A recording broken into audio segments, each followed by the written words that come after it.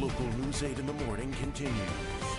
Welcome back, 6:56. Here are your three things to know this morning. Number one, Chad Daybell's attorney has filed 3 new motions, including asking for the death penalty to be thrown out.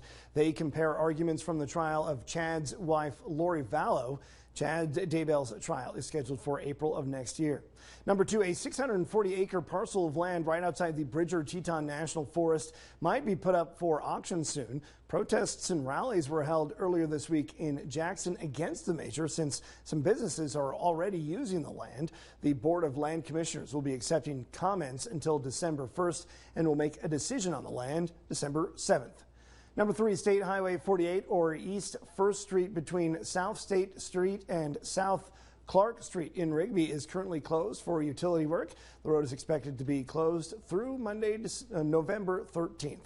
You can find these stories and more on our website, localnews8.com, and on the Local News 8 app. All right, let's check back in on the weather with Jeff Roper. Good morning. It's going to be kind of dreary. We're seeing some overcast conditions, and we got a cold front that's going to push the wind around as we get the day started around here. And I'll just go ahead and warn you, it's going to be chilly when you step out the door.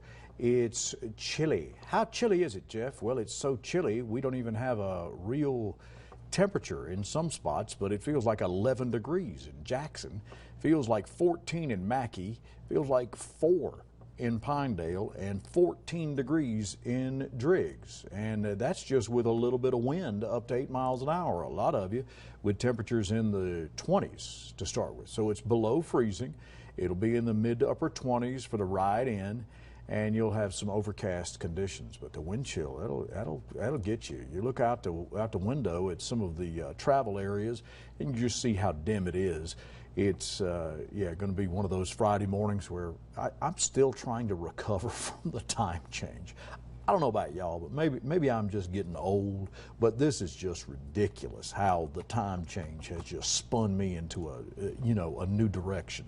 It's going to be overcast and about 29 degrees, and then mid to upper 40s for the afternoon. So the winds will help warm things up. We'll bottom out tonight below freezing. Once we get some clearing in here, it'll be in the 50s for Veterans Day tomorrow, and then we'll brighten up on into Sunday. It's still going to be warming. It's taking a minute to warm things up here.